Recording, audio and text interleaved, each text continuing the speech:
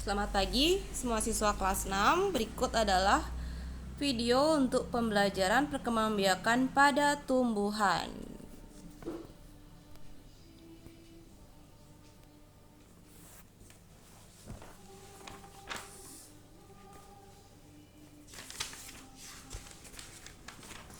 Perkembangbiakan pada tumbuhan itu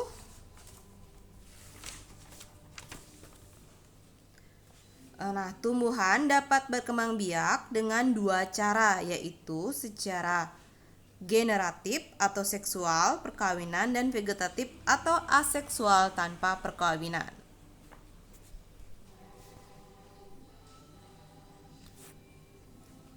Perkembangbiakan tumbuhan secara generatif. Tumbuhan yang dapat berkembang biak secara generatif umumnya dicirikan dengan adanya bunga sebagai alat perkembangbiakan. Bunga memiliki 4 bagian utama, yaitu kelopak, mahkota, putik, dan benang sari. Dari keempat bagian tersebut, yang berperan sebagai alat perkembangbiakan generatif adalah putik dan benang sari. Perhatikan gambar dari bagian-bagian bunga berikut ini. Pertama, kepala putik, lalu tangkai putik, kepala sari, tangkai sari, bakal biji, bakal buah, dasar bunga, kelopak, mahkota, dan terakhir yang bisa kamu petik adalah tangkai bunga.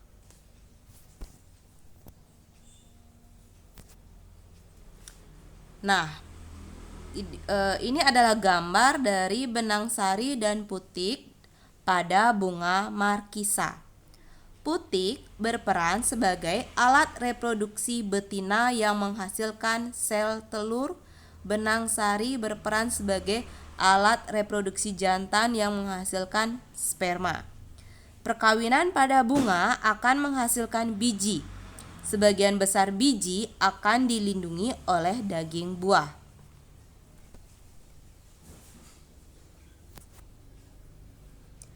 Proses perkembangbiakan secara generatif. Proses perkembangbiakan tumbuhan secara generatif terjadi dengan adanya peleburan sel kelamin jantan dan sel kelamin betina. Perkembangbiakan generatif tumbuhan diawali dengan proses penyerbukan. Selanjutnya diikuti oleh pembuahan. Berikut proses perkembangbiakan secara generatif pada tumbuhan.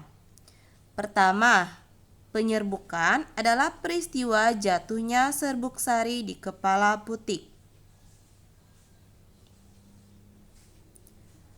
Lalu dilanjutkan pembuahan. Peristiwa bertemunya sel telur dengan serbuk sari. Pembuahan akan menghasilkan calon tumbuhan baru. Calon tumbuhan baru ini terdapat pada biji. Nah, nomor 3, biji dan buah berkembang. Lalu nomor 4, biji yang ditanam atau jatuh di tempat yang cocok akan tumbuh menjadi kecambah. Nomor 5, kecambah tumbuh menjadi tumbuhan muda. Terakhir, tumbuhan muda tumbuh menjadi tumbuhan dewasa. Nah, inilah siklus dari perkembangbiakan secara generatif.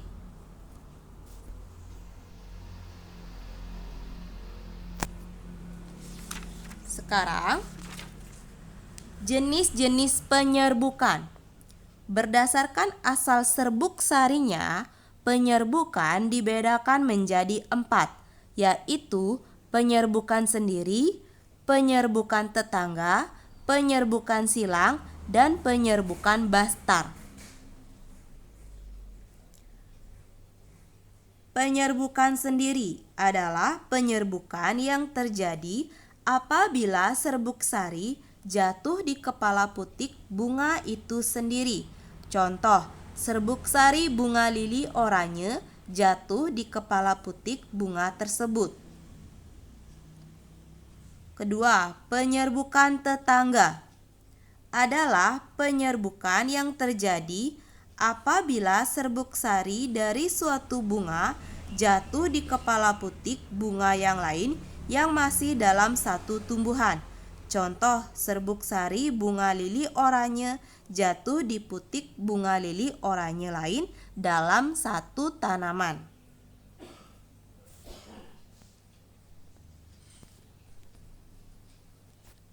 Lalu nomor 3, penyerbukan silang adalah penyerbukan yang terjadi apabila serbuk sari jatuh di kepala putik bunga pada tanaman yang berbeda tetapi masih satu jenis.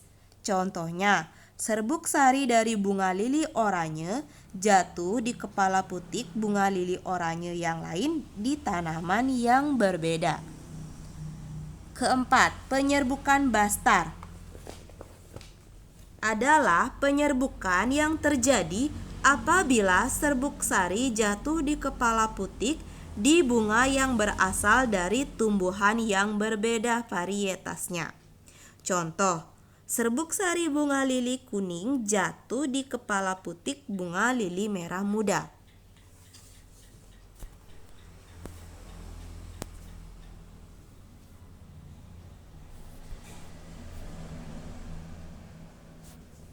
Sekarang, berdasarkan perantaranya, penyerbukan dibedakan menjadi penyerbukan dengan bantuan hewan, angin, air, dan manusia. Perantara penyerbukan adalah makhluk hidup atau benda tak hidup yang membantu serbuk sari sampai ke putik suatu bunga. Nomor 1, penyerbukan dengan bantuan hewan. Contoh, hewan penyerbuk adalah lebah, kupu-kupu, dan burung. Contoh tumbuhannya, bunga sepatu, lili, dan melati. Ciri-ciri bunga yang dibantu dengan penyerbukan hewan adalah warna mahkotanya mencolok, berbau khas, memiliki kelenjar madu, dan kepala putik agak tersembunyi. Nomor 2, penyerbukan dengan bantuan angin. Contoh, tumbuhannya adalah padi, jagung, dan rerumputan. Ciri-ciri bunganya, mahkota bunga tidak berwarna dan berukuran kecil. Serbuk sari kering, ringan, dan banyak. Tidak berbau, tidak memiliki kelenjar madu, dan kepala putik terjulur keluar. Penyerbukan dengan bantuan air. Contoh tumbuhannya adalah hidrilla. Serbuk sari tanaman hidrilla akan terbawa oleh aliran air hingga menempel di kepala putik.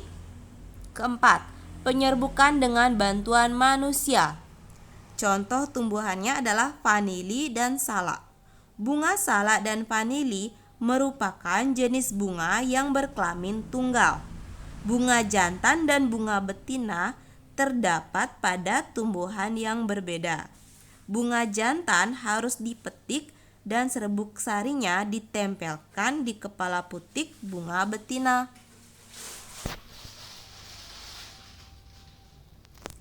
Kita lanjut ke perkembangbiakan vegetatif.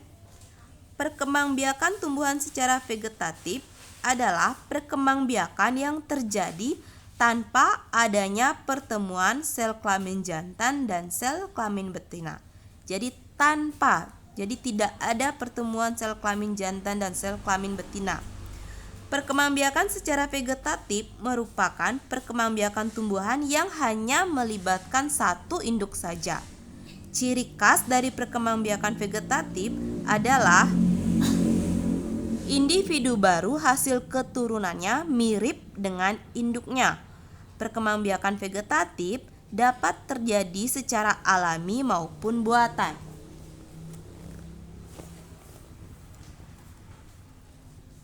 Perkembangbiakan vegetatif alami terjadi melalui beberapa bagian tubuh induk. Contoh, bagian tumbuhan yang dapat dijadikan alat perkembangbiakan vegetatif adalah sebagai berikut. Spora. Spora adalah bagian tumbuhan yang berfungsi untuk memperbanyak tumbuhan. Fungsi spora mirip seperti biji.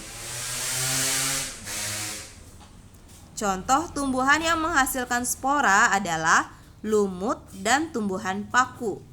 2. Tunas. Tunas adalah tumbuhan muda yang baru tumbuh dari bagian tubuh induk tumbuhan. Contohnya adalah tunas pada tumbuhan pisang dan bambu. 3. Akar tinggal atau rizoma merupakan batang yang tumbuh menjalar di dalam tanah. Ciri-ciri akar tinggal adalah sebagai berikut. Bentuknya seperti akar, tetapi berbuku-buku, dan pada ujungnya terdapat kuncup atau calon tunas. Pada setiap buku terdapat sisik yang berasal dari daun. Contohnya adalah akar tinggal pada lengkuas, jahe, dan kunyit. Keempat, umbi batang. Umbi batang merupakan batang yang menggembung dan tumbuh di dalam tanah. Pada umbi batang terdapat mata tunas. Jika ditanam, dari mata tunas akan muncul tunas yang akan tumbuh menjadi tumbuhan baru. Contoh, umbi batang pada kentang, ubi jalar, dan bengkuang. 5. Umbi lapis. Umbi lapis sebenarnya merupakan lapisan-lapisan daun yang mengelilingi batang. Umbi lapis tumbuh di dalam tanah. Dari dalam umbi lapis akan tumbuh tunas atau calon tumbuhan baru. Contoh umbi lapis pada bawang putih dan bawang merah. 6. Umbi akar merupakan akar yang berfungsi untuk menyimpan cadangan makanan. Umbi akar bukan merupakan alat perkembangbiakan. Nah, contohnya di sini umbi akar pada singkong dan wortel. Pada wortel terdapat tunas di pangkal umbi akar. Nah, tunasnya inilah yang merupakan alat perkembangbiakan. Jika ditanam, tunas pada wortel akan tumbuh menjadi tumbuhan baru. 7. Tunas adventif. Tunas adventif terdapat pada tepi daun atau akar tumbuhan. Jika ditanam di tempat yang sesuai, tunas tersebut akan tumbuh menjadi tanaman baru. Contoh, tunas adventif cocor bebek terdapat di daun dan tunas adventif sukun terdapat di akar. 8. Geragih. Geragih merupakan batang yang menjalar di dalam atau di atas permukaan tanah. Tumbuhan yang berkembang biak dengan geragih adalah stroberi dan rumput teki.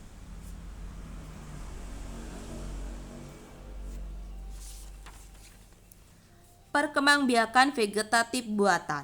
Perkembangbiakan vegetatif buatan merupakan cara perkembangbiakan tumbuhan dengan bantuan manusia. Perkembangbiakan ini dapat dilakukan dengan cangkok, menyambung, okulasi, setek, dan merunduk. Pertama, mencangkok. Mencangkok adalah perkembangbiakan vegetatif buatan dengan cara mengupas kulit batang dan membungkusnya dengan tanah humus agar akar dapat tumbuh pada bagian batang yang dikupas tersebut. Syarat tumbuhan yang dapat dicangkok adalah memiliki batang berkayu. Tumbuhan yang biasa dicangkok adalah tanaman yang biasa dimanfaatkan buahnya, seperti apel, mangga, jeruk, rambutan, dan nangka. Kelebihan tanaman hasil mencangkok adalah 1. Berbuah lebih cepat dibandingkan jika ditanam dari biji. 2. Memiliki sifat yang sama dengan induknya. Kalau induknya manis buahnya, maka tanaman hasil cangkok juga manis buahnya. Nah, kerugian tanaman hasil mencangkok adalah 1. Akar tanaman kurang kuat, dan kedua, umur tanaman lebih pendek.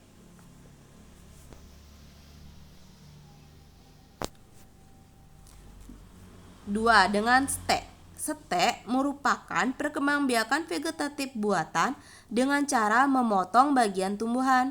Potongan tersebut kemudian ditanam langsung dan dapat tumbuh menjadi tumbuhan baru. Syarat utama tumbuhan yang dapat disetek adalah masih memiliki mata tunas dari bagian tumbuhan. Bagian tumbuhan yang dapat diseleksi adalah batang dan daun. Tumbuhan yang dapat dikembangbiakan dengan cara stek antara lain singkong, mawar, dan soka. Menyambung. Menyambung adalah perkembangbiakan tanaman dengan menggabungkan dua batang tanaman yang sejenis.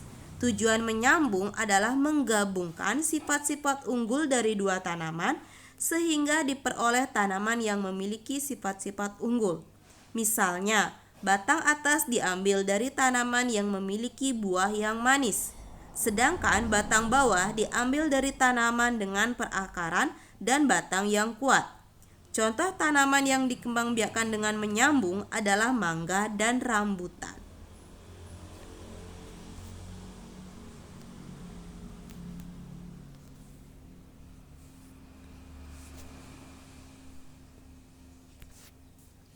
Keempat, okulasi. Okulasi adalah perkembangbiakan tumbuhan dengan cara menempelkan mata tunas suatu tanaman ke batang tanaman lain. Batang yang ditempeli mata tunas berfungsi sebagai tanaman induk. Tujuan okulasi adalah memperoleh tanaman yang memiliki sifat unggul, gabungan dari dua sifat tanaman yang baik. Misalnya, mata tunas yang berasal dari tanaman dengan buah yang manis ditempel pada tanaman induk dengan perakaran dan batang yang kuat. Tanaman yang dikembangbiakan dengan okulasi antara lain mangga, rambutan, dan nangka. Terakhir, kelima adalah merunduk. Merunduk merupakan perkembangbiakan vegetatif buatan dengan cara merunduk atau membenamkan bagian batang suatu tumbuhan di dalam tanah. Setelah beberapa lama, dari bagian batang yang terbenam akan muncul akar. Jika dipotong dan ditanam, bagian batang tersebut akan tumbuh menjadi tumbuhan baru. Syarat utama tumbuhan dapat dikembangbiakan dengan cara merunduk adalah masih memiliki batang yang mudah dibengkokkan. Tumbuhan yang dapat dikembangbiakan dengan cara merunduk antara lain arbei, stroberi, dan apel.